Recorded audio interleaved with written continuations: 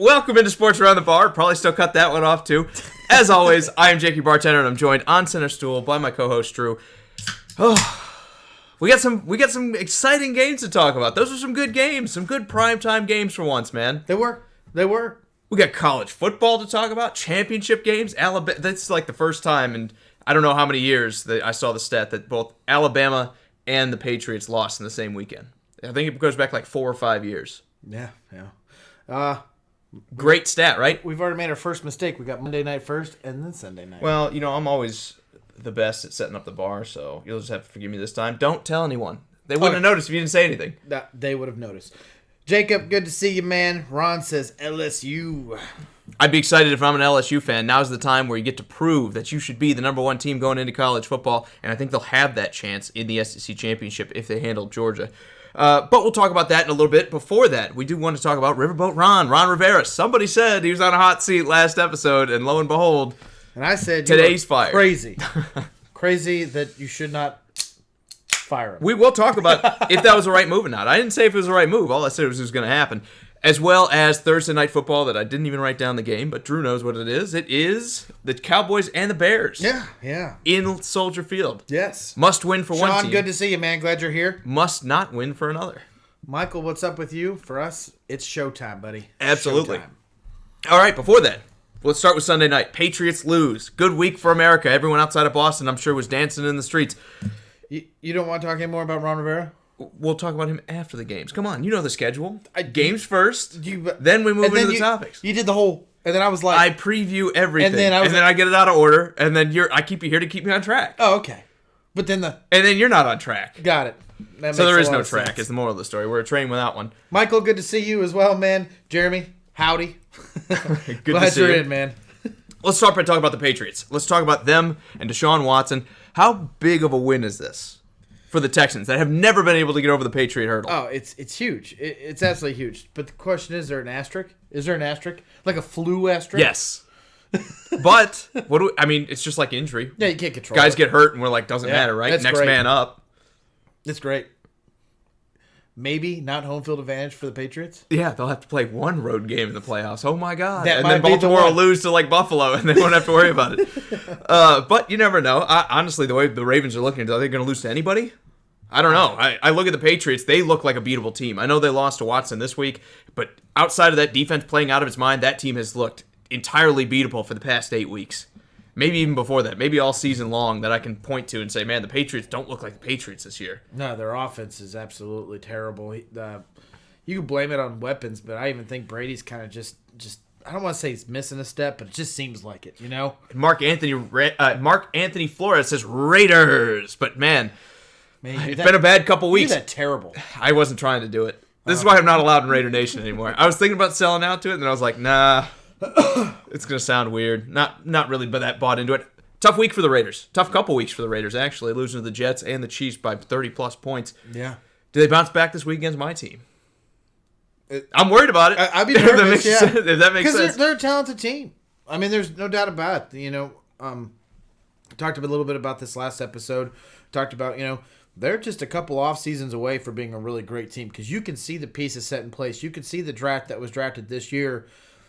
It's just a matter of time before this team just finds a hot streak and goes for it. Yeah, and I think the other thing I want to point to with this is not to preview our Raiders-Titans matchup from Friday that we're going to talk about, but just to preview this matchup real quick for you, Mark. The Raiders have kind of been embarrassed, but they're still a team with playoff ambition. Even at 6-6, they're thinking they can get into the playoffs. They're going to need this one a lot more than I think the Titans will, even though the Titans are a game out of first place in their division. And the Titans historically don't come off of big wins. It's the first time we beat Indianapolis in 11 tries and perform well the next week. So, yeah, I think there's upset potential written all over that game. Well, good to see you. He says, thank you, Seahawks, for keeping the Buccaneers hopeful. Good to see you too, Ian. Alive. He says, slim, but still possible. Michael says, KC put a hurting on them. The Raiders. No, yeah, they did. They did. But coming off a bye. I kind of wish we would have done it the first week, and then it would have been the Jets, because then we've been like, man, we really beat the Raiders. I think the Jets softened them up for you. It's a little bit less exciting, or however you want to put it. And Michael says, go Niners, baby. I agree, man. They look good. They have looked good these past few weeks. I think the 49ers, I would like to see that matchup again in the Super Bowl if we see it. 49ers, Ravens, there's just like that old school kind of grit to both of those teams. I'd really like to see that again. That's such a good game. I know, that's what I'm saying. Amazing game. They're looking fantastic. Brian says, if LSU handles business in the SEC title, do the Oklahoma Sooners sneak in over the Utes? Norman and ESPN think so. I do too. I think Oklahoma is the team that's closest to being on the bubble. Utah, when you look at it, doesn't have that sex appeal that Oklahoma has. A lot of Sooner fans out there, Drew. We're going to talk about that in a little bit when we talk about it. But again, I think this is the team that if Georgia loses, and they're going to have to lose by a lot, but if Georgia loses by maybe my number's 15, we're seeing Oklahoma in the playoff here. Yeah, absolutely. If they beat Baylor. Obviously a big if. Remember, this is the team that they were down to 28-3 a couple of weeks ago, and I don't think Baylor's forgotten about that they let that come back and got falconed. Ian's already saying Ravens will not make the Super Bowl. Then again, that's only if they face the Kansas City Chiefs. They've been really good these past 3, 4, 5 weeks, right? And they were good to start the season too. It kind of ebbs and flows, right? This is also a team that lost to the Browns. Let's keep that in mind. But ebbs and flows. They're definitely not getting. They're getting hot towards the part of the season you want them to. Can they keep it up for another 8 weeks, 9 weeks till we get to the Super Bowl? Yeah, it's a long time to go. They're getting hot, but you kind of don't want them to get hot right now. It's kind of like right now would be a better time to get hot, right? Like if you start starting this week, the last 4 going into the playoffs. Yeah, I'm with you, but we'll see. And Will says the Ohio State Buckeyes without any context. Yeah, they're in. I think even a loss to Wisconsin, if it's close, you're still going to see Ohio State get in. I think Utah is just the team that's already playing dead, even though they're in a championship game. It sucks playing in the Pac-12, but hey, when your conference is weak, bad things happen. I kind of wish they were going to get in. I would like to see them too. I like Utah. Yeah. I think offensively they're great. Defensively they're pretty solid as well. This is one of those teams that even though they're talented enough that I think they should get a shot, it's not going to happen. No. A team like Utah doesn't have that TV pull that college football is going to be looking to. Money, Drew. Money. It always comes back to money. So yeah, I think Utah's the team that it doesn't matter what happens to Oregon. Absolutely. Jacob says he doesn't see the Buckeyes lose in Wisconsin because they're a very complete team, especially with Chase Young. I'm with you. Yeah, I think it's them and LSU that are clearly hands down the best two teams. Clemson has been very up and down this season. Even though they're undefeated still, they played in an incredibly weak conference and didn't look great doing so. I think the only reason they're going in is because of the clout they've had from all these past couple of years. If this was a team like Utah playing like Clemson, they don't get in. We're not even talking about them. Yeah, absolutely. Sean's asking how you're doing, Jake. How are you doing tonight? I'm good, man. I'm good. Late, but I'm good. Same as always. That's okay. Yeah. How about you, Sean? How are you doing, man? Yeah, let us know how you're doing, man. Let's get into this game a little bit about Sunday night. I mean, we're kind of getting on to comments, Vikings, which are great. No, Sunday night. Oh, okay. You're not done talking about the Patriots. I mean, are you done? I assumed when you're like, let's move on back to what we were talking about. But yeah, go ahead. I mean, let's all talk about it. I mean, sure. Are the Patriots in concern mode right now, losing the first seed? Could possibly even drop further back than that. Who knows? Because, I mean, I get it's a flu, but everyone, you can tell by now that this offense is not good. If anyone puts up 20-some points on this team, which is going to be tough because their defense is playing really well, do they have the offensive power to kind of bounce back and win these games? No. I mean, they're kind of in the same spot as the Bills where they need to play from ahead. Tom Brady himself said this team is run by the special teams and the defense right now. The offense, I mean, even the run game's taken a step back. He looks old and tired and can't seem to make the same throws that we're used to seeing Tom Brady make. Unless he's dealing with an injury. I know he had that elbow injury sneak up a couple weeks ago where they're like, yeah, Brady's hurt, all this other stuff. But to me, it's been like this all season. I don't know that it's injury that's slowing him down. I think Father Time's just finally caught Tom Brady. Yeah. I said last episode, and I'll say it again. I would like. Well, I don't like the Patriots, but I believe that Josh McDaniels and Tom Brady can pull out something right to make this offense tick. Well, that's what we said last year, remember? And then they got motivated because everyone was talking all kinds of crap. That's what I'm saying. Year after year after year, they've proven it. It just seems like it's the next step to do it. Michael says they hadn't even played anyone good. But how many good teams are in the NFL is my point. I mean, they played the Cowboys and they played the Eagles, and we circled those games on the calendar like, oh, they haven't played anybody yet. Wait till they play the Cowboys and Eagles. And they handled them. And they played the Texans. And yeah, they lost to the Ravens. Play the Chiefs. They lost to the Ravens, and they lost to the Texans. I understand that, but the Texans, again, asterisks, they had a flu. It wasn't out of hand, right? Even though the Texans were up and the Patriots kind of closed the gap towards the end. it was never really out of hand to the point that you're like, maybe if the defense was playing a lot better and nobody had the flu, that the Patriots would have just totally been out of this game. I'm not so sure about that. Ravens looked like they had a great game against them. It looked like the Patriots weren't ready for that one, but how often does that happen to the Patriots? They have a couple of those stink games every year, go in with 2 losses, 3 losses, and then turn it on for the playoffs. Yeah, it happens all the time. Will says Tampa Bay won the last 3 of its 4 games. It was so slim but possible. We play the upset specialist. Yeah, I mean, who are you trying to upset? Or is he saying they're going to sneak into the playoffs? Because I know he said that their hopes are still alive. I'd have to look at the remaining schedule. Earlier, you but got it on you? I do, but let me just say I'm not optimistic. Yeah, I don't really know who. I already told you, Will, they lost to the Titans. Season's over, man. Tampa Bay, their last 4 games are Indianapolis. That won't be easy. Detroit on the road, and then Houston and Atlanta at home. I don't hate it. Even though Houston just beat the Patriots, and normally a team beating the Patriots are like, Maybe they can upset Houston. Maybe that's an upset they can do. Atlanta, would you call it an upset? At this point, I think Tampa's the better team. Atlanta's out. Upset towards the playoffs, right? I mean, you're talking about taking them out I think of the he's saying they could still sneak in. And if that's what he's saying, I don't hate that schedule. Jacoby Brissett's not looking amazing. The question is going to be who wins the battle up front, the Indianapolis offensive line or this newly rebuilt defense that's playing a lot better for Tampa Bay. I say a lot better in quotations. When you look at how bad last year was, anything's improvement. There's only one way to go from there, but Frank, good to see you, man. They'd have to win out. Yes. That's plain simple. They have to win out, and they're going to need some help too. The NFC is way too tough. You just what are they 6-6? So 5-7 maybe. 5-7, maybe 6-6. Yeah, they're in for some choking. Yeah, they're going to need some choking ahead of them too. You're going to need like a Kirk Cousins level meltdown against good teams for these last 4 weeks for that to happen. But I think the Vikings play the Packers. I think they have the Bears again. That won't be easy. Right. So, Ian wants to know the Panthers are looking for a new head coach. Who do we see filling the job? Everyone is going to be pointing to guys like Lincoln Riley and all. Take your pick out of college coaches with any kind of class. I'm sure Jim Harbaugh's name's going to be in there when everyone's talking about him being on the hot seat at Michigan. He's not going anywhere, by the way. Michigan's going to keep him. Who do I think the Panthers are going to sign? I think they're going to go the opposite direction than they're already in right now. They're going to sign an offensive coordinator, and this is going to be a weird name for you, but stick with me. And let me explain it first so you don't call me crazy. Ron, and you see this happen a lot when teams fire their coaches, was a defensive coach for them for a long time. Right. Teams usually go the extreme, the other direction. I think they're going to look at Arthur Smith. When they don't get the top first coach, they're going to take the Titans offensive coordinator. They're going to look at him and say, your offensive line's terrible. You're giving up the first most sacks in the league, and you're still having a lot of success with Ryan Tannehill, who, let's face it, probably not the best quarterback in the league. Yeah. We'll take a gamble on you. We saw Green Bay do it with Matt LaFleur from the Titans offense, and he only had a little bit of success in that offense. Arthur Smith's had a lot more, and he's been a career, position coach guy that now that he's getting the step up, they might try to steal him because he's a younger guy. Follow the trend. Get there, McVay.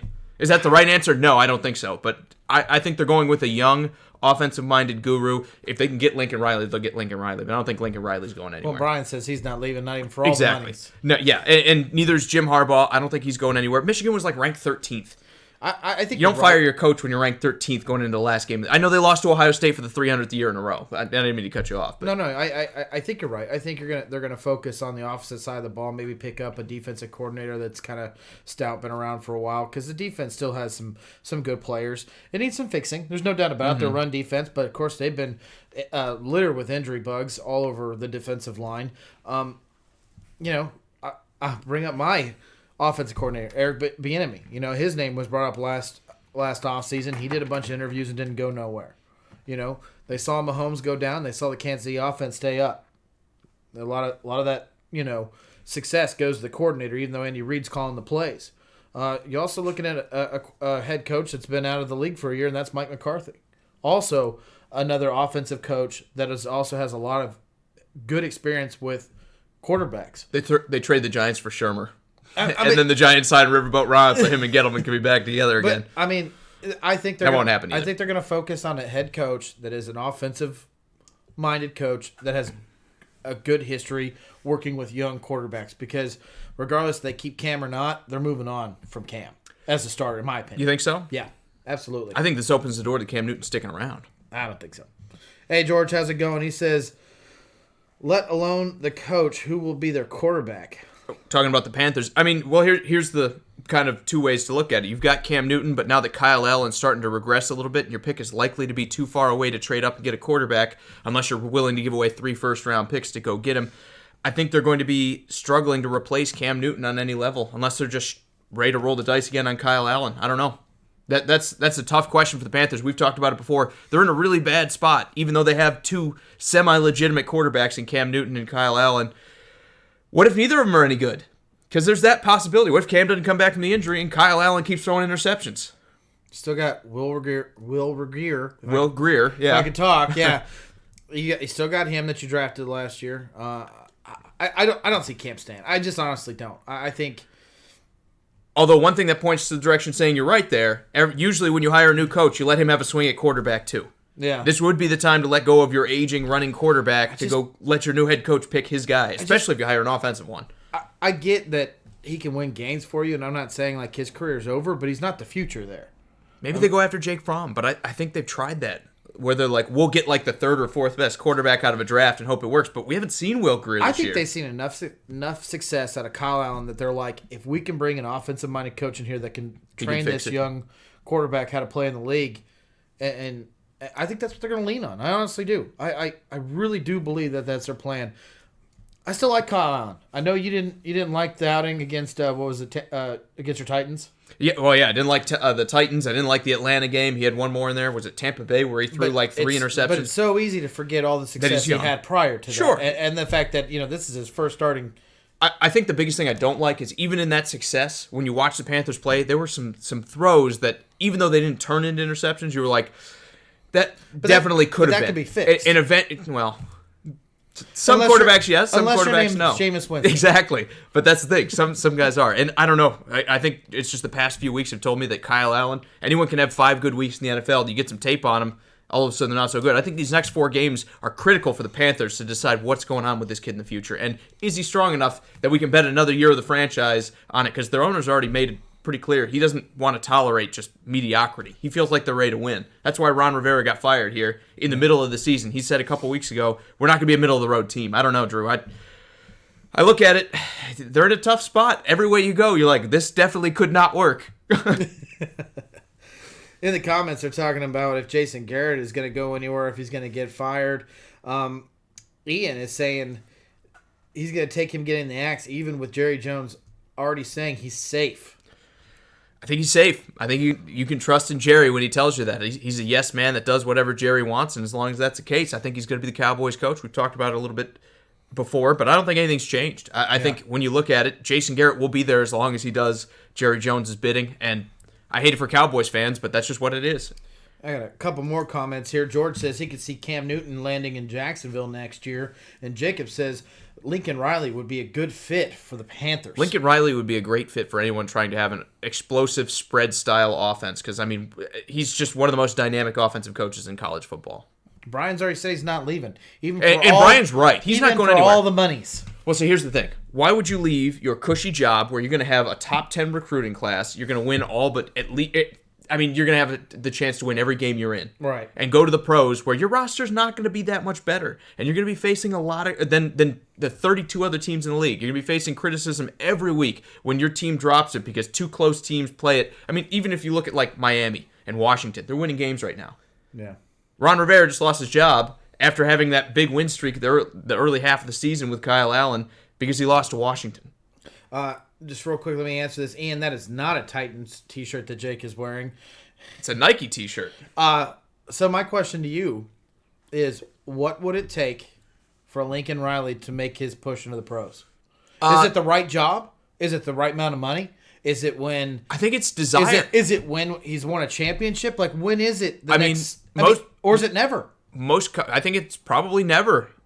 Most college coaches make equal or more money than pro coaches do. The only thing I think that would change his mind is he decides that he doesn't want to work the 100 hours a week that it takes to do the recruiting for college football. And that's just the truth. You got to spend a lot of time in living rooms bringing in your players, where the pros, you don't necessarily have to do that. You spend that 100 hours watching tape instead of recruiting people. I don't think Lincoln Riley has any incentive to leave. I don't think any good college coach, great college coach I should say, has the incentive to make the jump from college to the pros. We saw Kingsbury do it, but Kingsbury had a losing record.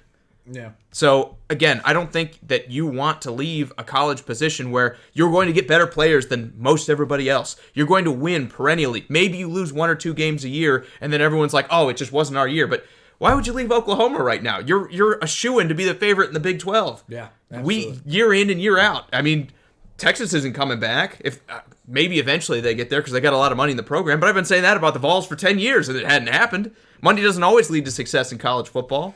It's true. When you got your foot on the throat of the game, why do you give that up, Drew? To see if you can do it in the next level, I guess, right? Sean, let me get to your comment. He says, what do we think of the New York Yankees next year? Too much free agents for the New York Yankees. He's number 1, Brett Gardner. Number 2, Greg Bird. Number 3. Sean is beating the drum on Yankees free agents. And let me say this, Sean.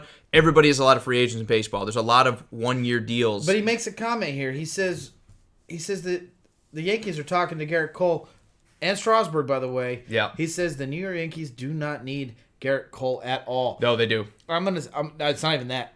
Sean, any team, every single team in the MLB needs Garrett Cole on their roster. Every single team. There's not a team out there that goes, I don't need him.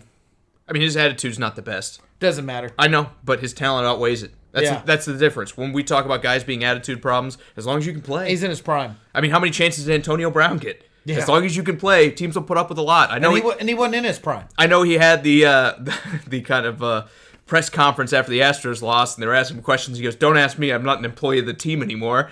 So, 5 minutes after the game is over, maybe not what you want to hear out of a guy, right? Probably not the team first attitude you want him to have, but still. When you can consistently throw 100, nobody's going to care. Yeah. Well, Antonio Brown's no longer in his prime. I think I was talking about Cole. But I know. Yeah. I was just talking about the difference of the two. Cole is right smack dab in the middle of his prime. But how many chances did Antonio Brown get even past his prime? Because they saw, hey, you know what? This guy's still got some magic in there. Because he can still play. Exactly. Yeah, no doubt. And now Garrett Cole in his prime, like you said, times that by 10. Everyone needs Garrett Cole. I'd be really surprised. That's our hot take for baseball. Every team can use a pitcher like that. I'd be really surprised the Yankees pass up and don't give him the biggest contract he's ever seen in his life. I honestly would be really surprised. Absolutely. Also, Brian says Ron Rivera was coach forever. He thinks his tenure was comparable to Jeff Fisher. I think Marvin Lewis is probably closer. I think Jeff Fisher might actually have both of those guys beat. Ron brought his team to a Super Bowl, guys. Okay? There was a lot of neither of those two teams did Jeff Fisher did. They went in 2000. Jesus, how long was that? Well, like I said, he's been tenured longer than anybody. But my point is like you consistently. I mean, do you put it on Ron Rivera or do you put it on the fact that Cam always was consistently hurt? I mean, I think it's the dangers of over-conservatism. Because if you think about what Ron, sorry to interrupt you, if you think about what Ron did, he brought it to a team. He said, "I'm going to fix your defense," and what did he do? He had a top 10 defense almost every year there, almost.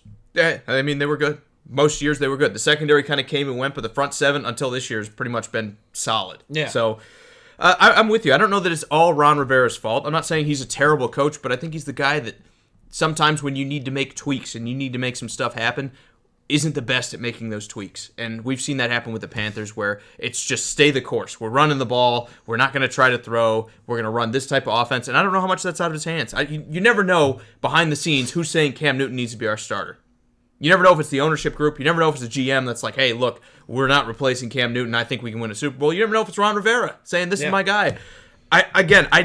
It's not even on the Cam decision. It's just, it seemed like every time I watched the Panthers, it was the same. They were trying to be the same Panthers team and not ever evolve that they've been since Ron Rivera has been there. So I think his lack of ability to make changes has been part of his downfall here, even though he had a long run there with Carolina. Doesn't make him a bad coach. I think, again, when you're talking about being somewhere around 500 almost every year, then some years you get to the playoffs. If he wants to coach again, he's going to be a defensive coordinator in a heartbeat. I think so, too. He's going to get the Todd Bowles treatment. Yeah. Except Todd Bowles was much less successful as a head coach. Absolutely. Perry says, good to see you, Perry. He says the Cowboys won't win another game this season. I think they get one. I don't know. Let's talk. I'll look it up. Let's look at their schedule. While we get to that, why don't you read one or two more here? Yeah, Will says, look at Milton Bradley. Cubs didn't put up with his trash. Yeah, but Milton Bradley wasn't good by the time the Cubs had him. Milton Bradley was good for like 5 minutes in Cleveland. I mean, there's no doubt about it. Garrett Cole is the best pitcher right now in the league. I mean, you might have a close second, but he's the best. He's going to be the highest paid player in the league, pitcher, by sure. Now we've got on the road at Chicago, the Rams after that, Philly on the road, and then Washington. And Perry's saying not a single win out of the group. Well, I hope they beat Washington. But who knows? Maybe if they come into that one with 3 more losses under their belt. Looking good. 2 wins in a row. Run game has been dominant. Cool. Haskins hasn't been turning the ball over. They haven't asked him to do anything. When the run game goes, if Kyle Allen's putting points on the board, yeah, eventually you're going to have to throw a little bit. Kyle Allen, you mean Dak Prescott, yeah. I'm still stuck on the Panthers. I love that team. I want to keep talking about the Panthers. They're going to win a game. They're going to win a game. Perry, that's a bold statement, but I don't know if I can fully agree with that one. Michael wants to know, where do we think Ron will go? Great question. I think Arizona could use some overhaul at defensive coordinator, even though I don't think they're going to make a move with Kingsbury being so new there. Usually you want to let a staff hang together for 2 to 3 years before you have to pull the trigger. I mean, some bad teams do it. Titans do it all the time with their coordinators. They're just like, get out of here. It's terrible. I think you're probably looking at a change at head coach in another team. You got to wait until some of these dominoes fall. I don't think he's going as a head coach. I'm talking about as a defensive coordinator. I can see that. That's what I'm saying, but I don't really... I want to see him pair with one of these young offensive minds that are so great. The Bengals, Wade Phillips kind of mode. Yes, but here's my thing: is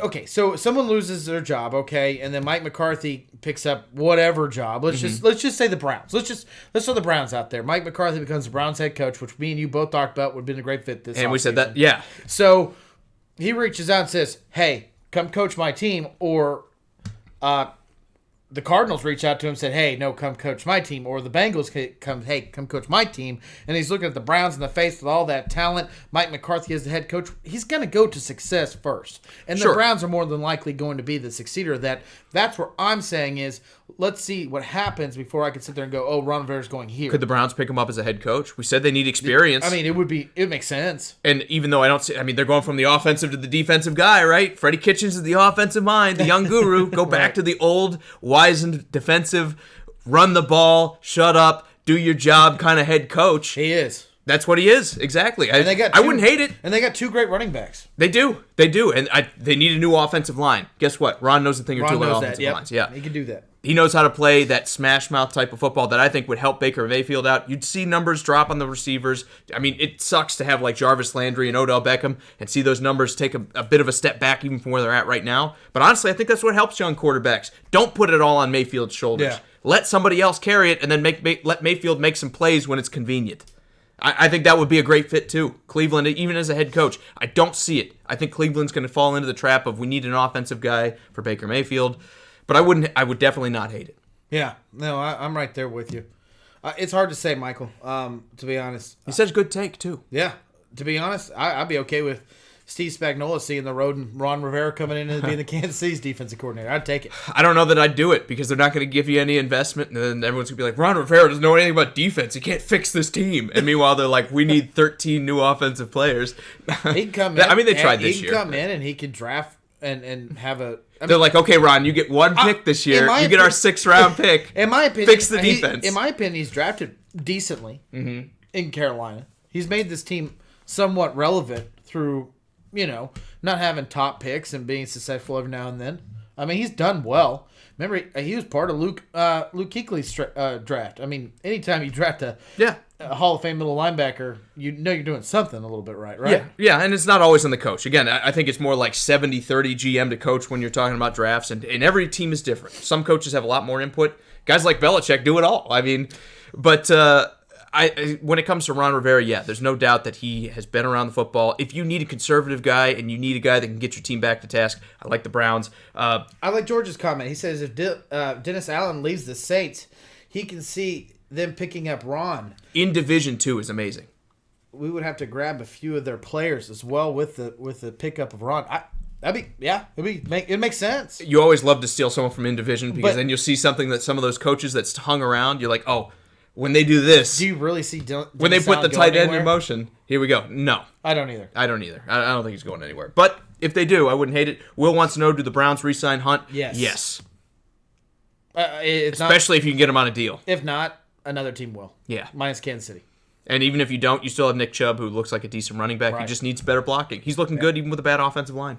That's tough for a running back. Ask Joe Mixon. Well, I don't know if you had a chance to watch him play yet, but to be as good as Chubb is, and I don't want to take Hunt's a catch machine. Yeah, I don't want to take anything away from Chubb, but Hunt can do it all. That's just the best way to put it. I mean, Chubb can catch too, but you're right. He's not the same receiving talent that Kareem Hunt's, and that's why you're seeing Kareem Hunt in there for a lot of these receiving downs. I don't want to take anything away from Chubb. I'm just saying he can do it all. Yeah, I think they both can do it all. No offense to Nick Chubb, but he blows. Can't stand him. I don't know if he's that great of a pass blocker. Don't talk about him like that. I don't know if he's that great of a pass blocker. Yeah, he can catch, but he doesn't run the routes like Hunt does. The only thing I'll say is, I hear this about Derrick Henry. Everyone's like, he doesn't really catch. Here's the best way for me to put it, okay? In Kansas City, Andy Reid, it's important to him to have his receivers and running backs run good routes for their quarterbacks. He learned enough under Andy Reid in that system to take it somewhere else and do it. Can Chubb be that good? Yes, but I have yet to see it. Why do you think Tyreek Hill, don't want to take anything away from him, is such a good route runner? He didn't come into the league as a great route runner. It was a consistent coaching and him learning under a great system to learn how to run routes better. I'm not saying you're wrong.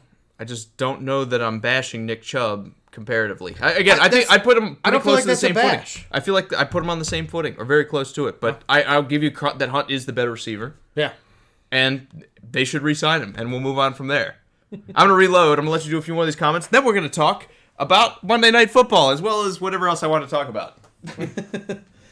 Will says this, Holmgren did it all coaching and GM. Yes, he did. And he was one of the better ones of it. And his coaching tree is still in the NFL today. So, yeah, definitely. Andy Reid is one of them.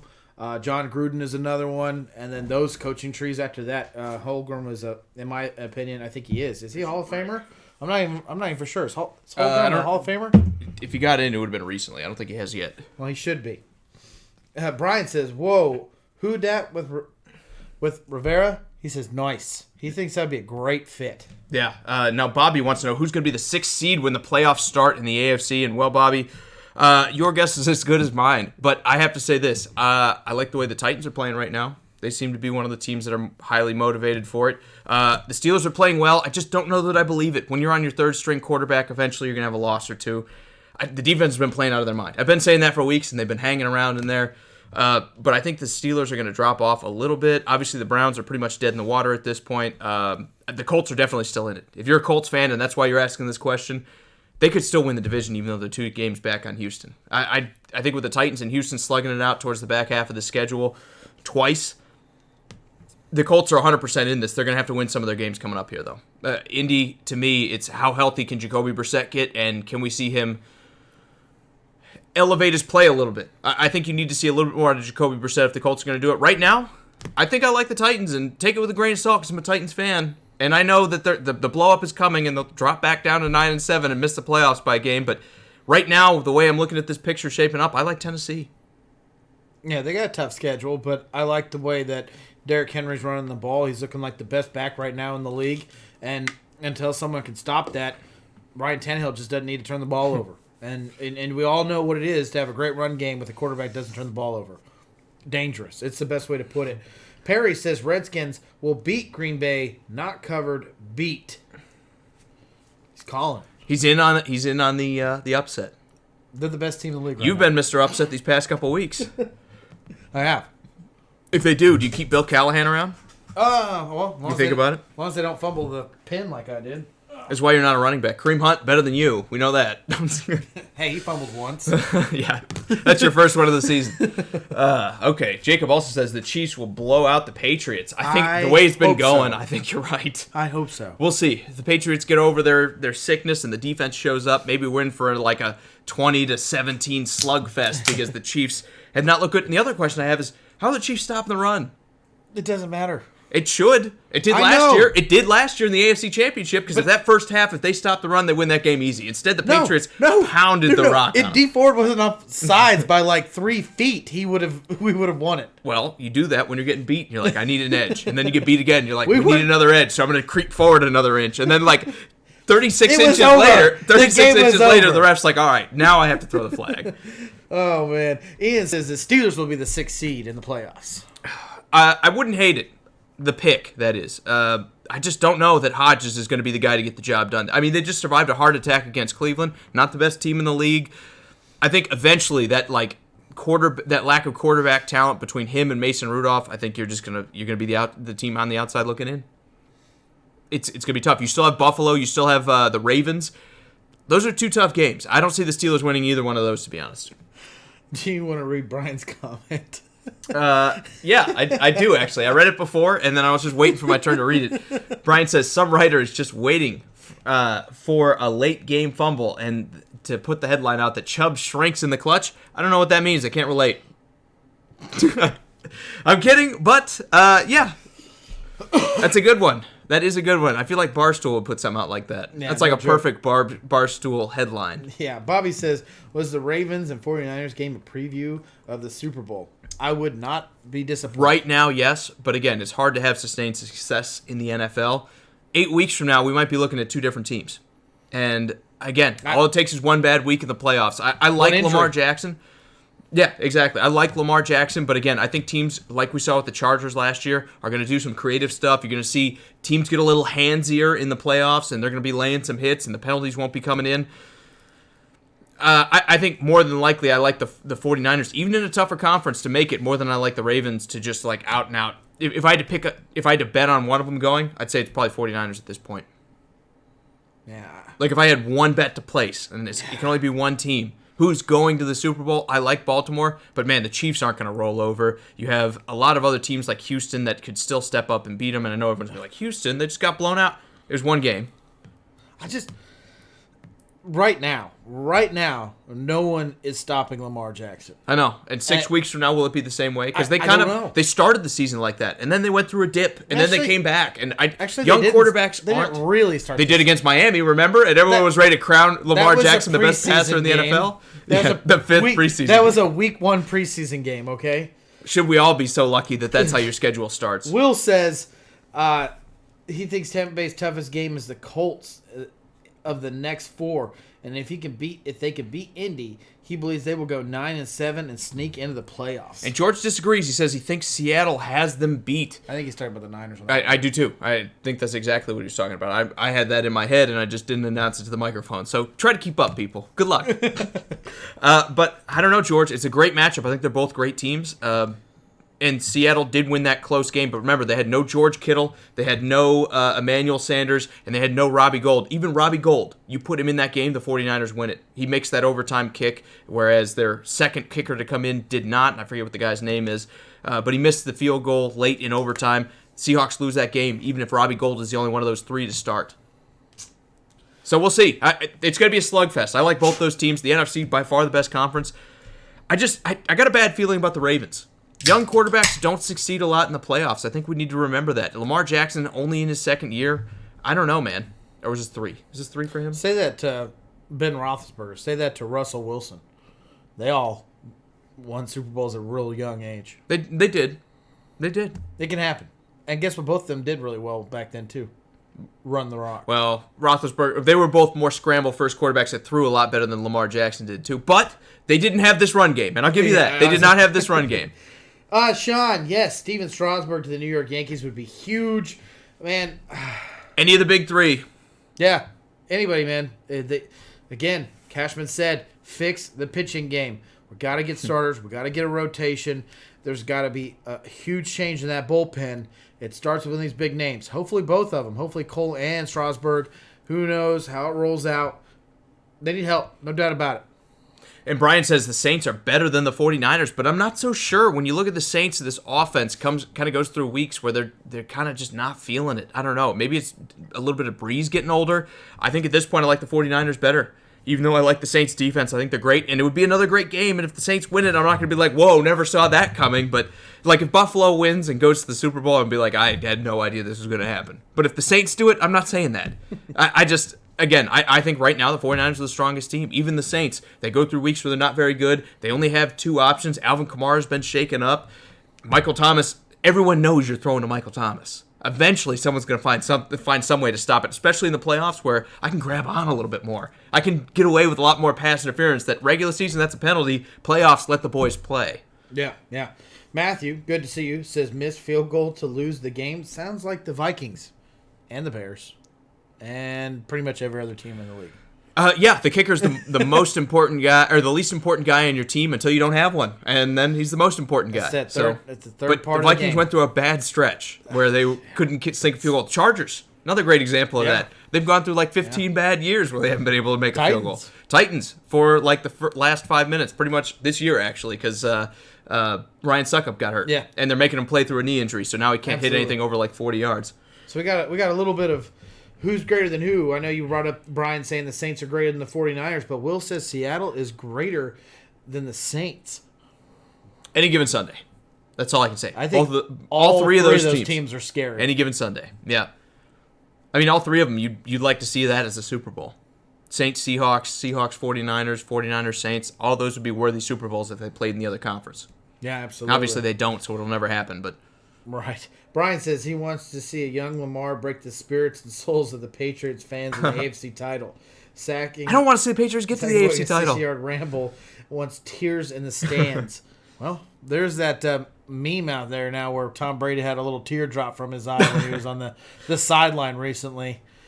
I think it was sweat. Mm-hmm. I don't really think it was a tear, but it sure looked like one. So in my mind, it was a tear. Guess we'll see. All right, can we talk about the Vikings and Seahawks? Are we still doing that? Are we doing that now? I don't know. The Seahawks beat the Vikings. Let's go back to the comments. No, I mean, let's talk about this game. It was a good one. It was a good game. Everyone's like, Kirk Cousins is 0-8 on Monday Night Football. Look out. But, I mean, they battled all the way through. They were in the game the whole way. Think if he would have had Adam Thielen. Yeah, that's the other thing. He's not playing with Adam Thielen. Kirk Cousins, again, is the best, worst quarterback in the NFL. I don't know what to say. This is a good game from him, though. I don't hate that the Vikings lost here. I think they played really well. The Seahawks just played a little bit better and are probably a little bit tougher of a team. They controlled the ball 45 minutes out of the whole game. This looks exactly like a round one playoff game. We were right, but you were more right than me because you called they will hold the time of possession and run the ball. And I was like, no, Tyler Lockett. And guess what Tyler Lockett did? 0-0. 0 catches, 0 yards. He flopped for me. But you were right. They controlled the time possession. I mean, they controlled the whole game. They did. And not only was it Chris Carson, Rashad Penny got in there too. Yep. He was part of it. I mean, they really did just run Lo the and rock all behold, over. the Seahawks used 13 different running backs. So, yes. Although I did say Carson specifically. Yeah. We want to bring up Kirk Cousins, but realistically, I think you got to talk about this Vikings defense. This defense has been together for, 5 years? Mm-hmm. I mean, maybe even longer than that. A lot of these guys are veterans. I mean, these guys are... They have a lot of the best, worst players Maybe at their this position. is a spot for Ron Rivera to go to. Think about all that talent and get a defensive mind like Ron If you Rivera. go to the playoffs, though, are you firing your head coach? Not everyone can be the Titans and fire No, I didn't say Mike head, Mularkey. I was talking about defense coordinator. Oh, as a coordinator. Again, talk about an underperforming team. Yeah, you'd like to see him play a little bit better, ball. but again, it's the Seahawks who have totally fixed the running game. It's But Russell Wilson. They kept game. Russell Wilson in check. This is the first game. Like you said, Tyler Lockett, best receiver in the NFL, 0 yards. They let Matt Moore look like he was a starter in this league. They did, yeah. I think bad games happen to everybody, and I think that's more along the lines of what happened with Matt Moore. Because, again, a lot of times you go into this saying, it's a backup quarterback. Mahomes isn't even playing. We got it. And then next thing you know, Matt Moore's out there slinging it too, and you're like, I wish I would have put my cleats on today. A couple more of these comments here. Jacob Reynolds says, Jake, do you see the Cowboys making the playoffs? Well, somebody's got to out of the AFC East. Well, you know, you didn't ask me, so I'm not going to tell my opinion. Whatever. Yeah, let me just hog the mic a little bit more here for a second, Drew.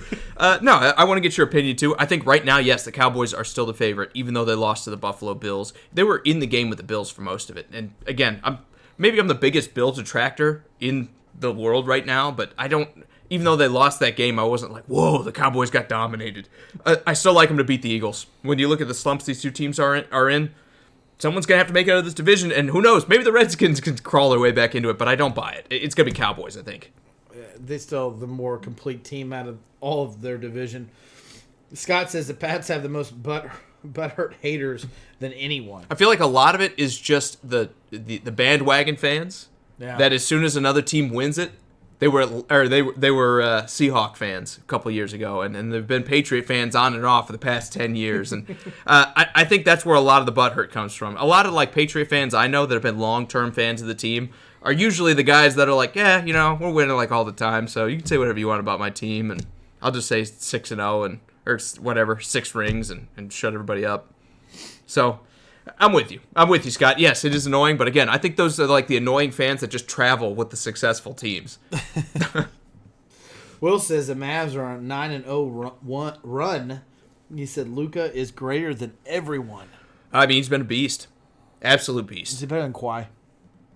Right now, no, but eventually, yeah. Yeah, I agree with that. If he continues the trajectory most basketball players take. I mean, you got to remember, basketball is a sport where it takes a couple of years to come into your own. Yeah. Can you imagine this guy like... What's your prime, like 26, 27 to 30? Yeah. I'd say that's fair. And can you imagine him like taking a LeBron-level trajectory or something like that? Where could you imagine the first few years were great, and then... Could you imagine if they actually put some talent around him? I know they got... Porzingis. Yeah, but could you imagine if he has the injury machine? Yeah, but I'm with you. They'll eventually get there. Or is he with Mark Cuban? I don't know. Or is he one of those players that when you put talent around him, he kind of fades away? See, that's the thing about basketball. Westbrook. It's different. Westbrook. Harden's another great example where a lot of the reason we're talking as good as they all are. He does is shoot. Well, that's what I'm saying. A lot of the reason we consider these guys as good as they are is because you're the guy taking the shots. And the question is, does he stay the focal point in the offense? Because you could see your numbers decrease in basketball, but be the better team because of it. Or the reverse happens. Like you said, they get somebody else, and all of a sudden everyone's like, you were just taking all the shots. Kevin Love in Minnesota. Best example of that. Taking all the shots, getting all the rebounds. Everyone's like, this guy's unstoppable. Goes to Cleveland, has a little bit of talent like LeBron around him, and they're like, what happened to Kevin Love? Everyone forgets about how good he was in Minnesota. Then again, Kevin Love, or if you look at big men and LeBron, to counteract my own point here, big men tend to not succeed. Look at Chris Bosh before and after LeBron. I mean, that again, you can write whatever narrative around that you want. All I can say is Luka Doncic, it will be better when they put some more talent on the Mavericks team. Yes, I agree with that. How about that? Does that thoroughly answer the question? Yeah. I guess Will's saying Dirk Nowitzki, Nash. Are you comparing him to people? I'm a little confused about what you were going with that, Will. Obviously, Dirk was a much bigger guy. I don't know that I'd make the direct comparison. They're both European. Yeah. Yes. Maybe if Dirk and Nash. I like Steve Nash. Dirk and Nash had a baby. I don't know that Nash was ever. I mean, Nash was like one of the best distributors like ever, right? Ever. Yeah. Ever. But you were never like, man, this guy's gonna go drop like 40 points. And right now we're seeing Luka when he needs to drop like 40 points. Well, that's where you got the Dirk part of it. If Dirk and Nash had a baby, it's Luka. I mean, he's not doing like the knee-high step back, if that's what you're asking. He's not playing the power forward. Yeah, but anyone can stick their knee out there and shoot. Yeah, just ask James Harden; he'll do it eventually. And get the ball swatted out of. Yeah, that was Dirk's thing. You always put the knee out there, and when you got like 40-inch legs or whatever, and you're just like keeping people 5 feet away from you, it's easier to shoot. But I don't know. Again, final thoughts on Luka. I can't wait to see where we go from here. How about that? Actually, we got a couple more comments about it. Brian says Luka has a better beginning as numbers than LeBron did, and as bad as this team, I don't want to say they're bad, but they're not a playoff level team yet for the Mavs. Do you remember that Cleveland team when LeBron got there? I was just about to say, I talked about not having great talent around Luka. If you put him in Cleveland, he'd probably still succeed. But there's a huge difference between what LeBron stepped into versus what Luka stepped into. Scott wants to know, does he stay in Dallas? I mean, they're going to pay him, obviously, but then again, so will everybody else. Yes. The question is, when you're European, like Doncic is, how different are the individual cities? I think as an American, it matters more to us because we're from here and we're much more familiar with it. To him, does LA have more appeal, or Miami have more appeal, or New York have more appeal? And he won't go to the Knicks. But I'm throwing out examples of places players like to play. Does it have more appeal than somewhere like Dallas simply because of the city, or does that matter less to a European? That again, everywhere's foreign and everywhere's different to me and everything else. I don't know. It's an interesting take. I think right now the guy seems like he's got his head on square on his shoulders. But I thought that about Anthony Davis, and then Anthony Davis saw his chance to escape New Orleans, and he said, "That's all, folks," and hit the door. So I don't know. I would say stays. I think it depends on the shape of the team. More than those other guys, I think it depends on the shape of the team because the Pelicans Cuban's just one of those owners that just seems like he's not willing to throw the dollar around to make it where he stays. I actually think it's the other way around. I think he'll spend money like crazy, but maybe not always in the right spots, and then that comes back to bite you. And I think that's more where Mark Cuban is. I think the problem is he's like the Jerry Jones of basketball, where he'll spend all it takes to win a championship, and he'll do what it takes, and he wants to win, but maybe he doesn't know the best way to do it. Same city. Probably the same cigar club. That is true. Part of the same. What is it about Dallas billionaires the yacht club that they're just not good at making executive decisions for their franchises? Same penthouse parties, Playboy parties, same kind of personality. Except, I actually like Cuban and I don't like Jerry Jones. I do. I'm the other way. I actually, even though I don't hate Mark Cuban, I like Jerry Jones, even though I think he's a dope. Jacob says, "How about the Lakers? They're having a really awesome season this year so far." How about the Warriors? Can we talk about them? No, but the Lakers, yeah, they look great. And again, part of that's because the Lakers have died, or the Warriors have died, and now the West is wide open. They're the team that's kind of like had the most of the land grab that's there. Now that the Warriors are terrible. Nuggets, thank you. Mm-hmm. It's not open yet, buddy. No, it's open to like 12 teams. No, because even when the Nuggets having their success, everyone's like, you still got to go through Golden State. Guess what? Everyone's not saying right now. You have to go through Golden State. I mean, what they have like one of the worst records in basketball. They're terrible. Steph Curry broke his hand, could come back in 3 months, and he's like, I'm gonna take the season off. Klay Thompson, he's not coming back either. Look, the Warriors are done this year at least. I think they'll retool, probably get like a top 5 pick, go draft an amazing player, and then we're like 10 more years of this. Jacob says, being European doesn't matter in Dallas.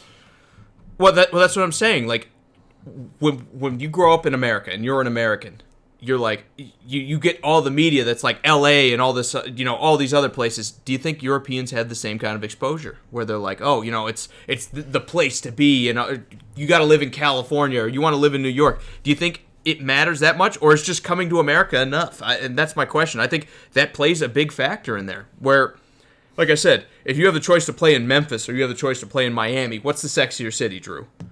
Memphis, right? Easy. No, but seriously, like, you're going to go to Miami. Yeah. Does that matter as much when you're talking about Dallas versus some of these other big cities when you're from that far away? I don't know.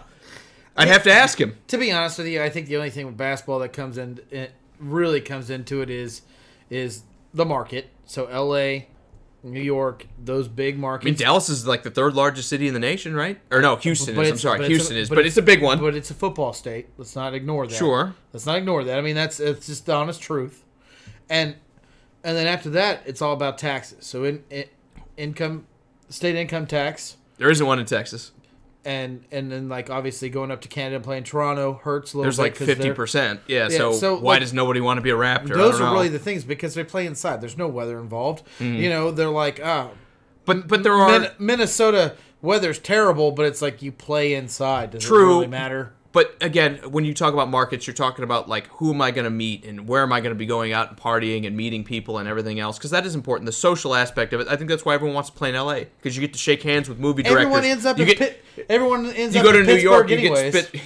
You go to New York, you get like Spike Lee in trouble in Pittsburgh. I don't understand. It's like everyone's getting in trouble in Pittsburgh. I think the market kind of plays from the other standpoint of like, where is this going to help me off the court? And obviously Minnesota, Memphis, even places like Toronto don't have the same appeal as somewhere like LA does. So you're telling me Salt Lake City's not exciting? No, and I think that's why a lot of people don't want to play for the Jazz. What? I know. Because you're not going to go out to a party and meet a movie director or something like that who says, I want you to be there. Isn't that porn? I said Mormon. Maybe we're watching different stuff. That's okay. Brian says he would think Cuban would... Oh, actually, let me get to Scott. Scott said in-house Playboy party sounds like a good owner to him. We'll invite you to our next one. Yeah. Brian says he would think that Cuban would be something crazy like to get a shooter. Convince Curry to come for the most monies. He loves monies. See, basketball still has the max contract, and I don't think this is right, but that's the way they want to play the game. I've talked about it at length, how I think it kind of like hurts parity in the NBA and hurts like the smaller teams from being able to compete. But the Golden State's going to be able to offer him more to stay a Warrior because he's been there with the bird rights than him leaving to go to Dallas.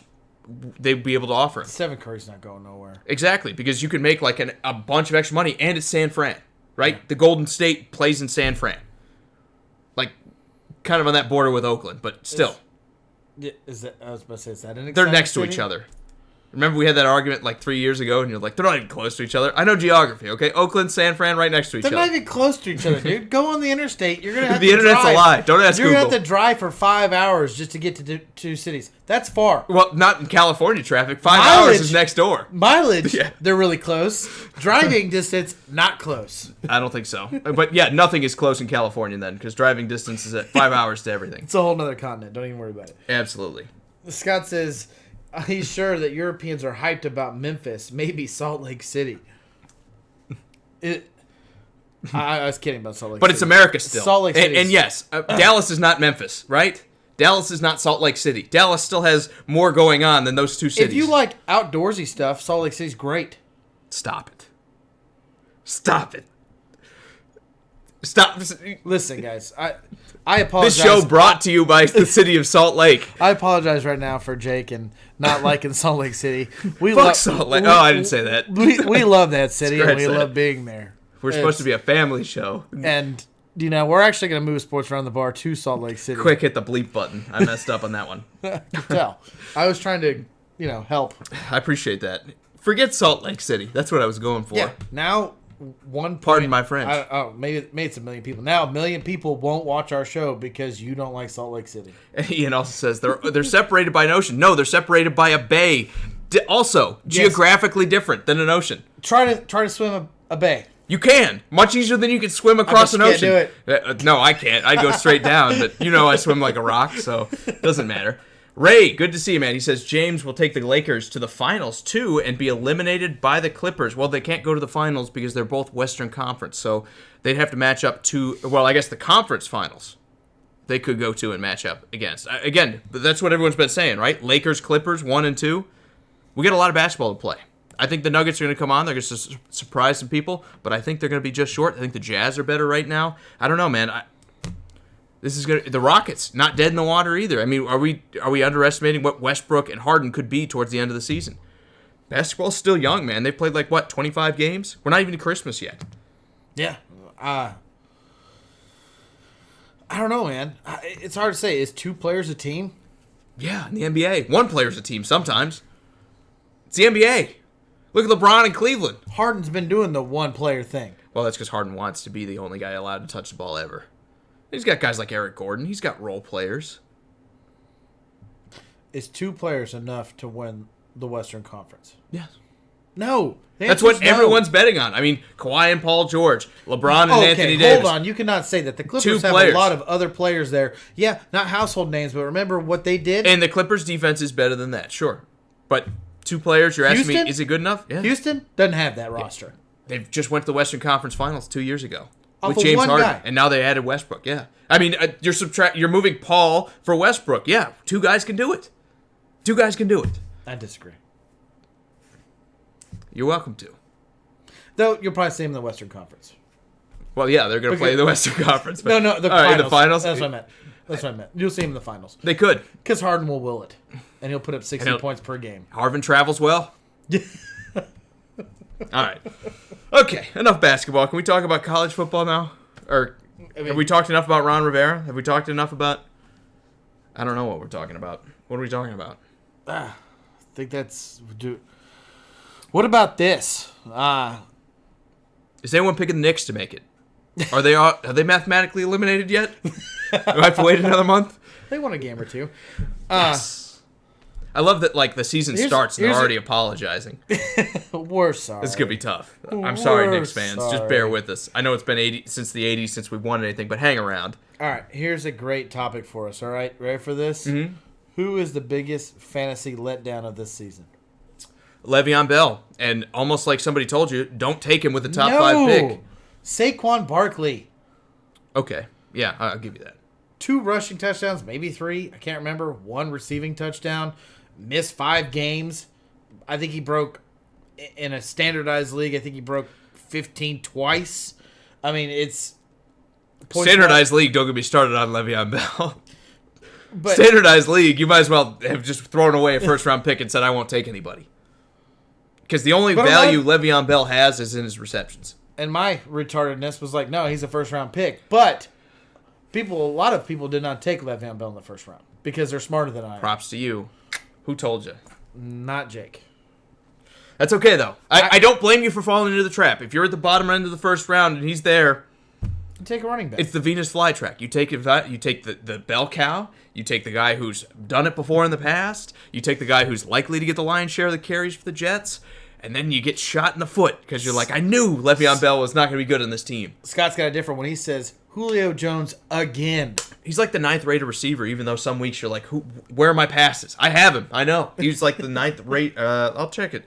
I want to know where he's at right now. But going into the week before he was injured, he was like the 8th or 9th highest scoring wide receiver in a half PPR league. So again, it changes if you don't play PPR. But Ian's got another one. Andrew Luck was the biggest bust in fantasy football. Well, that's why you don't draft before week 3. Yeah, no you doubt. at least got to get through week 3 of the preseason before you draft. Otherwise, bad things, kind of like this, happen to you. So, yeah, I'm with you. Andrew Luck is a bust, but he didn't play, and if you didn't draft fast, and if you waited to draft at the appropriate time, you don't have to worry about it.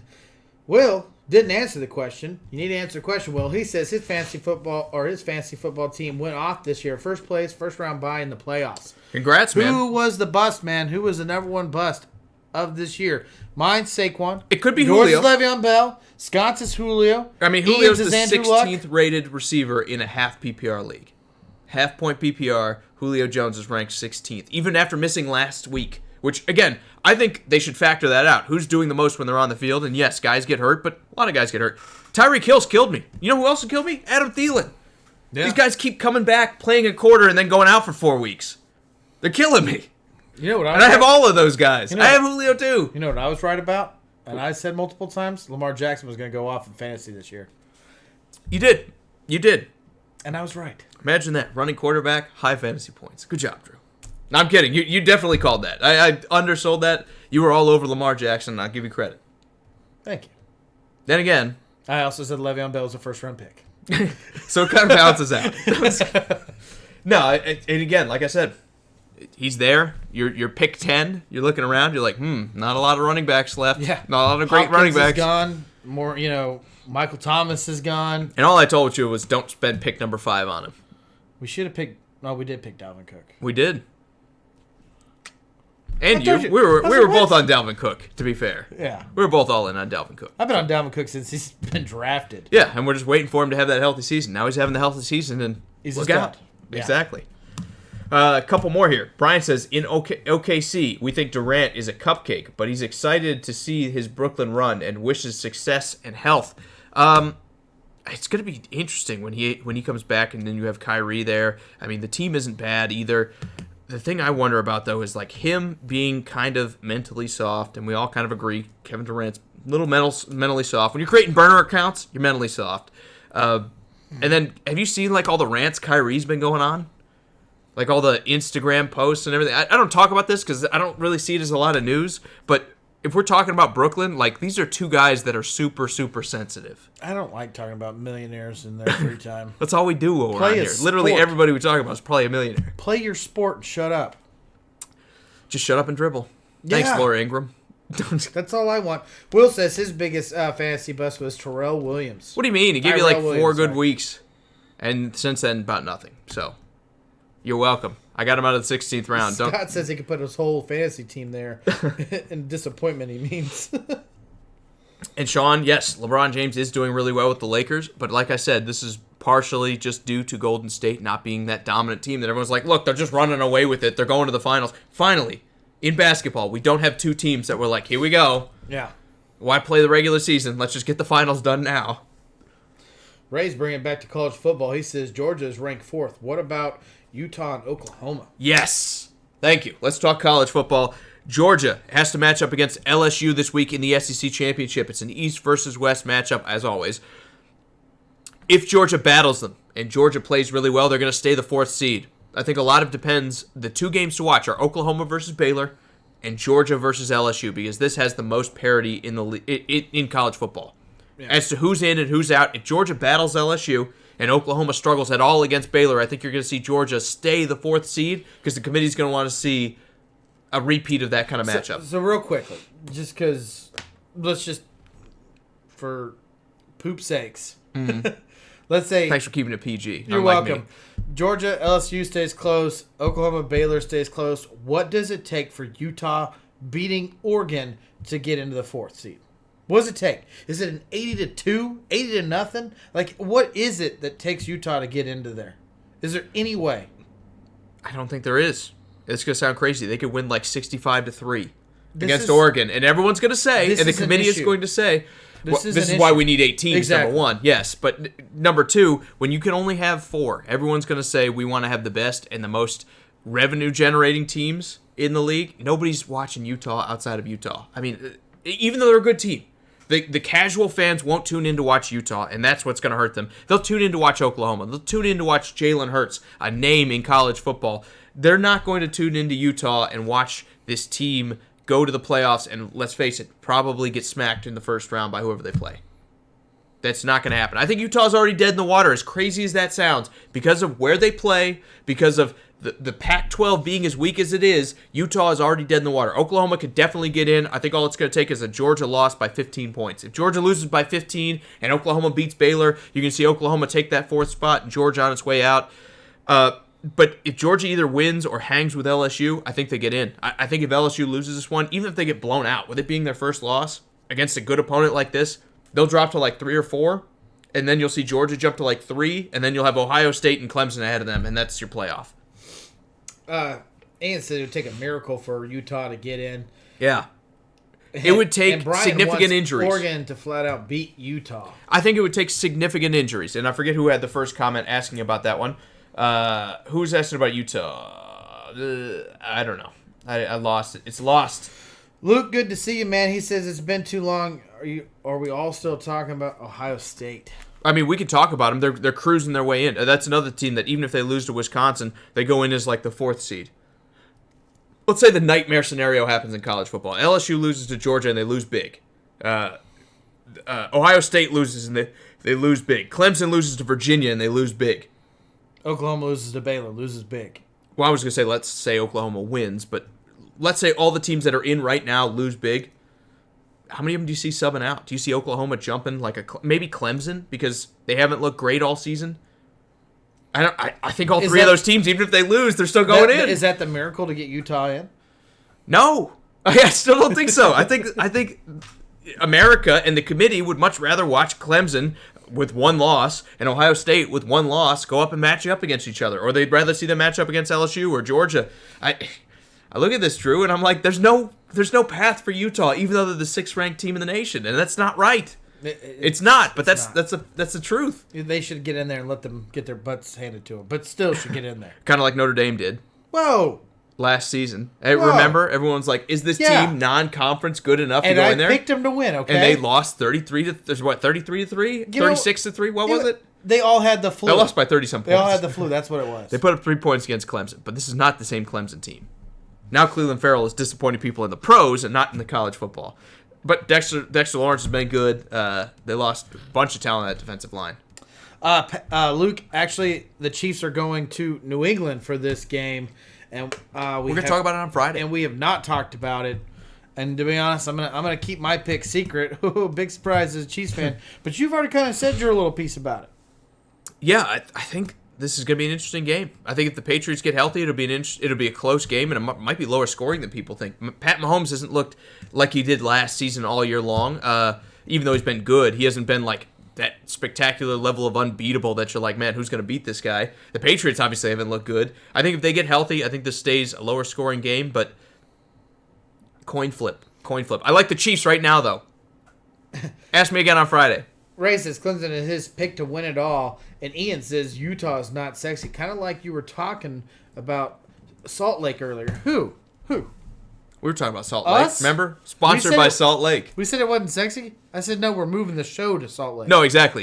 Utah is not a sexy team. Salt Lake's not sexy either. Utah's not the sexy team. Have you been there? And it's not going to bring the casual fans in. You and I will watch it, right? We love football. Have you and I have not, actually. I've never been to the Great Salt Lake. I was going to pretend like I was, but I haven't. You and I and everyone watching, we're probably big enough football fans that we'll probably go watch a lot of these conference games. We'll go watch those bowl games regardless of who's in it. But the casual fans, the guys who just talk about it because The Office is watching, they're not going to watch Utah versus Clemson. I've never even heard of those places. There's not even a Clemson America. So I don't think Utah is a place in America. I don't know. No, for real, though.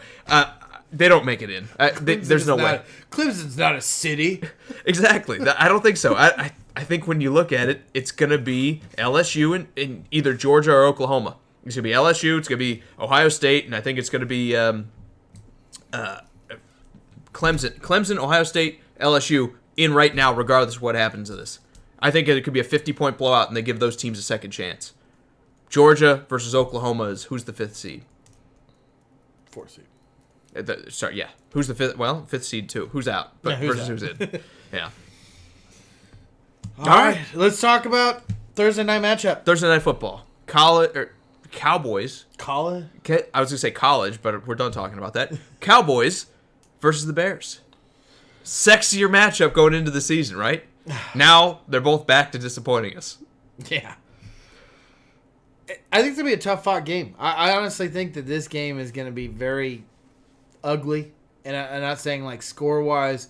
I'm just saying they're going to be out there trying to win. They're all desperate for a win. They're trying to stay playoff bound. They all had high aspirations going into this year, and they've obviously let down immensely, both teams.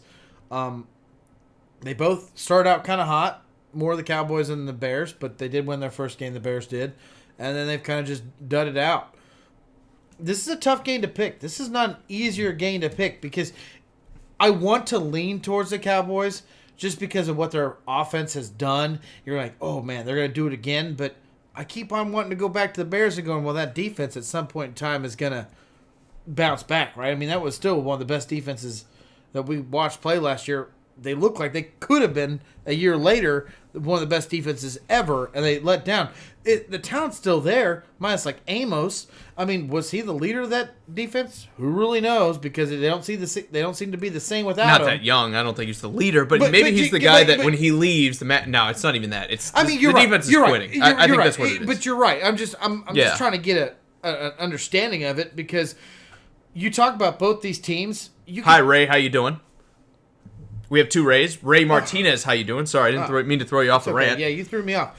My thing is when you look at both these teams, you can kind of have answers for the Bears. You kind of have answers of why the Bears aren't where they should have been.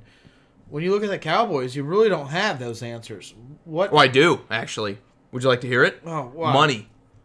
Everyone got paid and they got complacent. Yeah, and the defense at least. That's why the defense is playing. The talent's still there. There's still a very. But it happens all the time in the NFL. A very prideful team, and that's why they whoop some bad teams. I don't know that I buy the pride thing. I don't. They're all professionals, look at the way they're playing. Sure, but look at the way they're playing. They got paid. They got complacent, and they're sitting at 6-6, leading their division, saying, "We're going to the playoffs. We'll be fine. We're going to be fine." So you have your scenario where they get paid. You have the other scenario where it's Jason. I'm not Garrett, saying you're. I'm not where saying Jason Garrett can't coach, and you got the other one. They're like, well, Dak Prescott's not that good. And then you got the other people who are like, his weapons aren't that good. You got an aging Witten. Up until there, you had me. I was like, yeah, I see all those things. But I'm just saying. But I've heard all these throughout all these losses for the Cowboys. Yeah. Well, I'm bringing it still back to which team out of this game can pull it out. Which team can pull themselves out of the gutter and win a game that's at this point in time it's win or die scenario. Well, they bully the bad teams, right? And they lose to the good ones. I think the Cowboys do the same thing here. I think the Bears defense, even though I was just talking about the Cowboys quitting, have we seen anyone quit harder than this Bears defense? Last year they go from absolutely elite. Even the first couple of games this year, they looked really, really good. And then it's almost like they're looking at the offense like, man, why am I killing myself when these guys can't get anything done?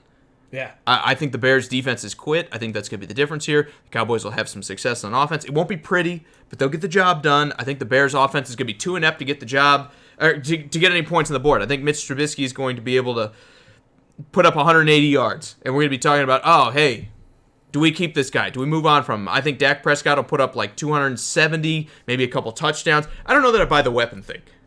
Randall Cobb, to me, still a decent weapon. Michael Gallup coming on as a young receiver. Amari Cooper's banged up. Hadn't played well these last couple weeks. The first half of the season he played pretty well, and then these past few weeks he's taken a step back. But guys go through ups and downs. If Amari Cooper gets hurt and doesn't play well, the team sucks. Yeah.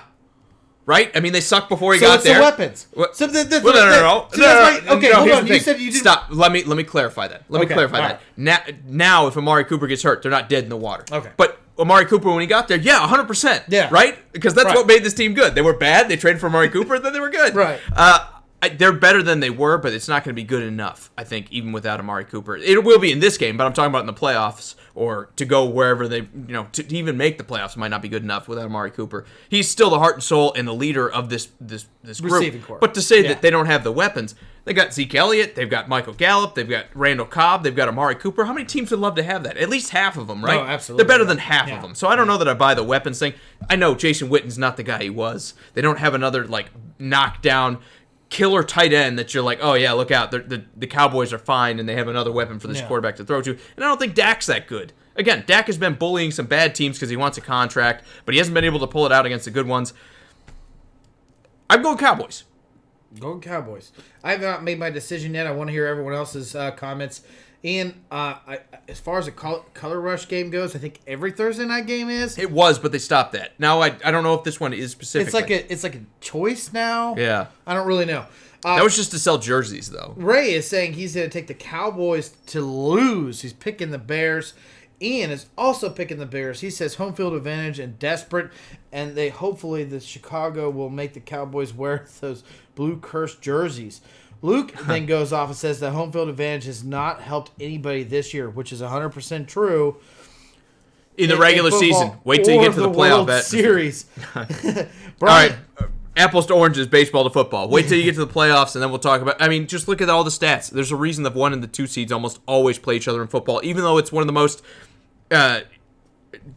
games it's one of the games with the most parity is what I was trying to say before I stumbled and made myself look like an idiot. It's a game that the 6 seed and the 1 seed are not that much different in terms of talent, but you get to that home field advantage, it can be all the difference. There's a reason they do a 3-point swing to that. So yes, the regular season, the stats don't line up for it. It's been an odd year for that, but don't buy into that long term. Just wait till we get to the playoffs, and 100% of your fans are going to be there. Nobody's selling those season tickets that they're selling during the regular season. Everybody's going. It's going to be rocking in your direction.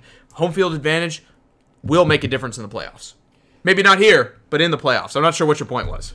Freddie, good to see you, man.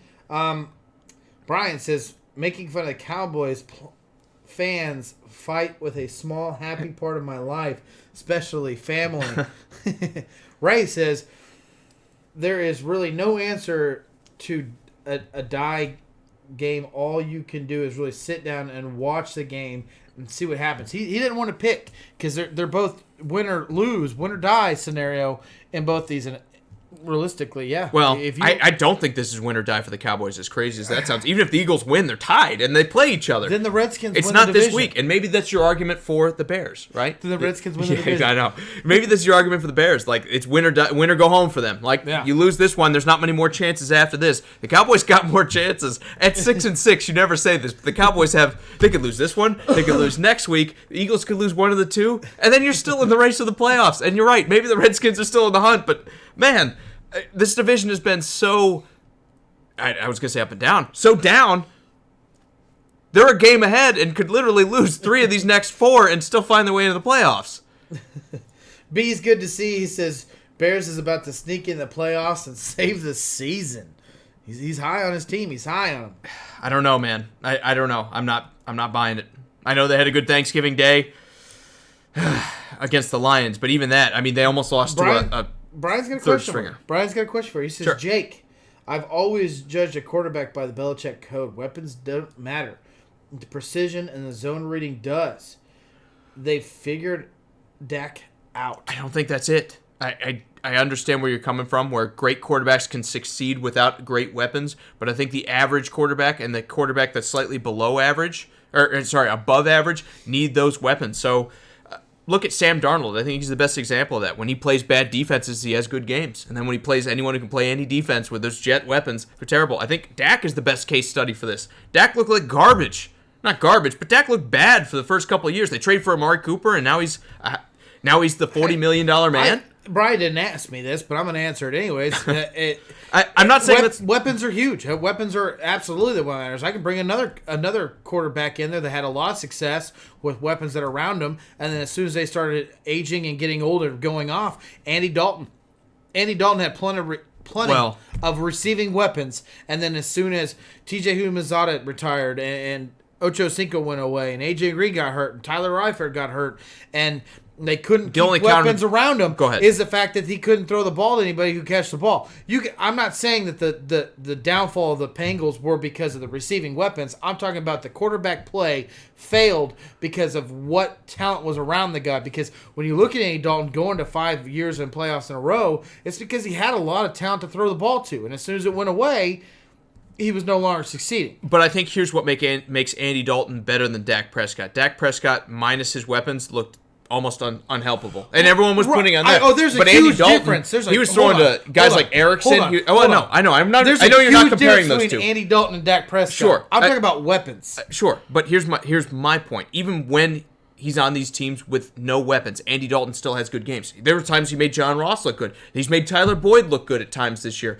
Even though those weapons aren't there for him, it's not every week that you're like, man, Andy Dalton's getting crushed. But that's young talent. It's really it's kind of raw young talent. We really don't know what John Ross is. We really don't know what Tyler Boyd is. By now we're like, John Ross isn't worth that 7th or 8th pick that they spent to get him. Because he's hurt, but bad, when he's healthy, and he can't looked hang good. on to the ball. My point is you can say weapons all you want, but I think when it comes to like the Belichick method, it's the fact that he had Tom Brady, who doesn't normally turn the ball over. Yeah. If you have and then you play defense. You have Drew Brees, who only has one receiving option, it doesn't matter. Drew Brees is such a great quarterback, you can still throw the ball and still make things happen. When you talk about weapons into an average quarterback or below average, it means the world to them. Yes. And Dak, Andy Dalton are great examples of what I'm talking about here. Is you put more talent around Dak Prescott, he'll succeed. You take it away, he will fail. Just like every average quarterback in the NFL. And weapons definitely elevate your average quarterbacks. And I think that's what we're kind of seeing with Dak Prescott. For all the hype that everyone had built up around him, when people were saying, see, he's worth that contract and everything else, the weapons can elevate your guys. It's part of the matchups. When you're playing those bad teams, it's easy to look good. But the weapons elevate them. I mean, look at, with and without Amari Cooper, what Dak Prescott looks like. I think this is the best example of that. Weapons elevate whoever is on the field playing quarterback, even the great ones. You take Michael Thomas out of New Orleans and let him keep the rest of those receivers. Drew Brees probably doesn't look so great right now. We're going to be talking about it's time for him to retire. Well, it's important. He's also on the end of his career. It's important. I think anybody. It's important. Would you say that to Phillip Rivers? I think is a great example. Would you say that to a 35-year-old Drew Brees?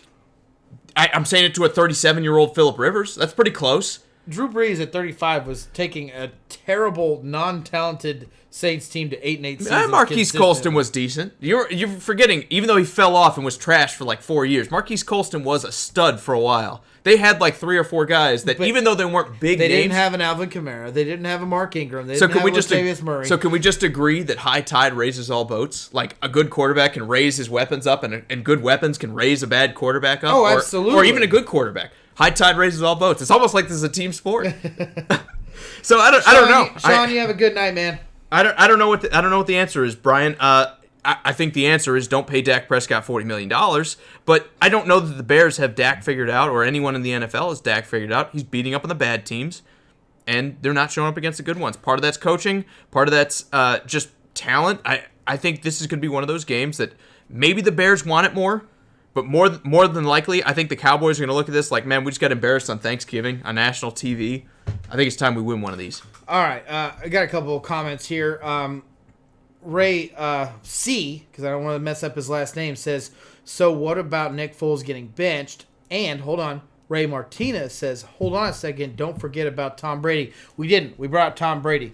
We both agree that Tom Brady does not turn the ball over, and he is one of those quarterbacks in the Drew Brees sense where the weapons aren't as important as the quarterback play because Tom Brady can make everyone look a little bit better, and he's in a better system. And we're talking about like Andy Dalton, Dak Prescott, weapons matter more because they're not one of those quarterbacks can level the weapons out to be better than what they really are. And do you want to talk about Nick Foles being benched? Well, yes, but I also want to talk about Tom Brady just real quick to round that out. Yes, part of his struggles are probably that they're under-talented at the receiving position, both any weapon. You take your pick.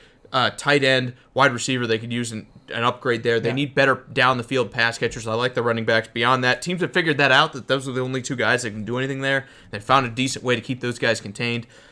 That's part of it, but I think also when you watch Tom Brady and you watch the ball come out of his hand, it's the eye test. I don't have the stats for you, but when I watch it, I'm like, something doesn't look right. The power isn't there. The delivery isn't there from that we've seen from past seasons from Tom Brady. It is, even, to be honest with you, even his great decision making is kind of a little off. So the Jaguars, if you want to talk about Gardner Minshew, Let's make it quick. real quick, Gardner Minshew is the best guy to win games in the short term for Jacksonville. He's the best guy to save Doug Marone's job. Yep, 100%. Because his mobility and his ability to link up with some of these receivers is better than Nick Foles will give you right now. That being said, they're stuck with Nick Foles at least through next year that because does of all not the make guarantees. Nick Foles the lesser quarterback. No, I think Nick Foles in most scenarios, if you protect him, will be the better quarterback than Gardner Minshew is. Yep. Gardner Minshew is still a decent prospect. We're forgetting this kid's a rookie. Yeah. He will eventually be a decent quarterback. I think they might have already sold out to he's going to be our starter. I'm going to give you both these comments, let you answer them. Freddie says, do you think Kyle Busch can win the NASCAR championship? He did already. He did already. He won a couple weeks ago. Well, the only reason I know that is because... He asked, and I was just giving you the answer. I don't know that question. Or giving the question, I don't know that answer. What do I think about it? Real quick, Kyle Busch, again, the dominator in NASCAR. He'll be a guy that's kind of like Earnhardt, that maybe he's underappreciated when he's alive. Obviously, I don't think he's going to die like Earnhardt did. I don't mean to say it like that. Hope to God he doesn't. Right, but what I am saying is, like, people didn't like Earnhardt as much when he was alive and he was winning races and everything. And then when Kyle Busch is gone, everyone's going to remember how great he was. They're going to compare him to all these new guys that they don't like as much. And then he's going to kind of get revered. He's, to me, the best NASCAR driver maybe ever. I'll answer both. And I know that's going to set off all the NASCAR fans because everyone's like, oh, Labonte and everyone else. They're going to go through it. Richard Petty. They're going to go through all that. But Kyle Busch is doing it in an era right now where you're so close in how fast these cars are going that he is maybe the best driver I've ever seen in NASCAR. I'm glad he won one. Or another one. We'll both answer this real quickly, and then I got to give you my winner, and then we got to close this show up. Freddie says, who do we think is the best college team? It's Iowa State Buckeyes. That's, in my opinion, that's who it is. They're, in my opinion, the most complete team. Are we talking basketball?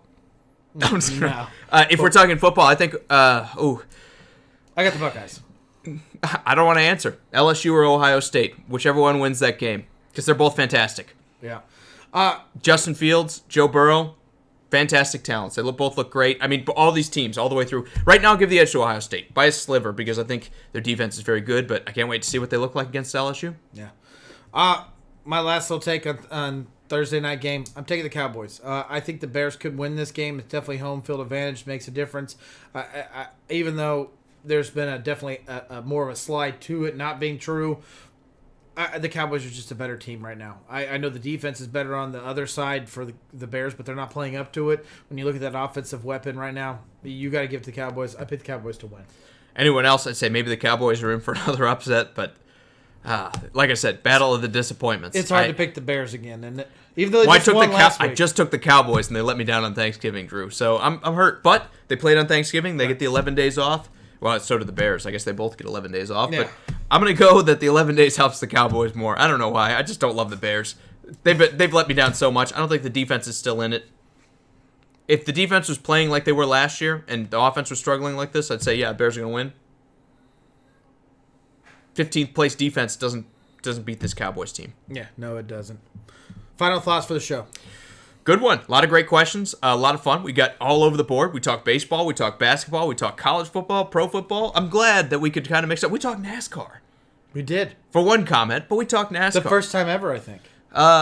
We've talked a couple times. Steve's asked about second it. Second time ever. Third. 2.5. I'll put the over under on 2.5. Right. Final thoughts. I love every dynamic of every team that looks like they're going to make the playoffs in the NFL. I'm super excited about it. You see everything from run heavy to great defense to pass to just mediocre. I think it's going to be a great playoff season. Who's the mediocre one? The NFC East. Yeah. The AFC West. No. 7-5. Oh, look out. Titans are 7-5, and they're not even in a wild card spot right now, buddy. Right. And you're leading the division. You're gonna call mediocre. So Patrick Mahomes is mediocre. He's playing like it. Did you see that interception he almost threw to Oakland? But they were too mediocre to catch it. Do you know the only reason we don't have time for the only reason that you talk about this is because you're so used to seeing interceptions out of your quarterbacks. No, well, what I'm so used to seeing is Patrick Mahomes make those passes. Instead, he was like running out of bounds, threw it across body, and bad things happen. I was like, no way. In a windy, Oh my gosh! Blame the wind and don't blame him for making a pass. He should have just let go. 20 to 30 miles an hour. You are Tony Romo. You know that? You are Tony Romo, who does the same stuff. Every time I watch him talk about Mahomes, even when Mahomes throws a bad pass, he was so good, the pass just didn't work out. He loves him. And I don't blame him because 80% of the time he's right. But there are times when Mahomes makes mistakes. And you were so like that was one of them. every Southern Tennessee fan where it's like, we won the Super Bowl 2 weeks ago and we beat the Kansas City Chiefs. Yeehaw! I think I said that before the show started, so story checks out. All right. Guys, it was a great show. A lot of fun. We appreciate everyone that came to the show and commented. And if I missed your comments, I'm so sorry. But Jacob, Ron, Sean, Michael, Jeremy, Mark, Will, Ian, Brian, Frank, George, Perry, Bobby, Matthew, Scott, Ray, Luke, Ray, Bees, Freddie. We got one more thing I almost forgot. We got to do. Two more things. Ian says, when are we talking hockey? We do, but you guys stop watching. So we're going to hold off. Hockey matters. We'll get to it in the playoffs when they get close to it, or maybe if we're bored in the spring or something. But this is important. This is important. So is Ian's comment. Rude. Ian's comments are not important until he says, we talk hockey only so long as you guys watch us talk hockey. Has to apologize to me first. But we also have the announcement for the people who won both the jersey giveaways and the shirt giveaways. October, our jersey giveaway winner is Ron Teak. And November, Jake Patterson wins it. Shirts, Justin Boland, congratulations. You got second place for October. And MVBs on Twitter, I think that's B's in the comments as well. You won the second and third place prizes for October. We didn't do shirts in November. Not sure we're going to do a jersey in December, but we'll talk about it. Right now, those are our winners. Congratulations to each and every one of you. If we do, hang around because maybe you win it in December. All you have to do is stay subscribed to us on Twitter or YouTube. Are we going to tag those guys in the comments? Yeah, we'll reach out to them. Yeah, we're going to tag them, let them know. So if you didn't hear your name, sorry you didn't win. We'll see what happens in the future. We might do more in December. We're talking about it. Just because Ian throws it out there, what helps us keep going, helps us keep giving stuff away, is if you buy Sports Around the Bar t-shirts. You can find it in the shop tab in Facebook. You can also try to Google us. Good luck for that one. Google's not our friend either. Realistically, click our name in Facebook and click the shop tab if you're interested in one. I love Google because Google never listens to any of my conversations. And Ian, 100% with you. Congratulations to all the winners. Guys, we will be back on Friday. Unfortunately, no college show this week. I think we just talked about all the college football a second ago. There's only a few of these teams that are actually live in their playoffs. We will be back on Friday to talk all about all of this pro action as well as anything else going on in the world of sports. Gardner Minshew, we're talking about him all episode because he's my favorite quarterback. We hope you're there to join us. 7:45 Eastern, 6:45 Central, same as always. Anything else? See ya. I guess that's a no.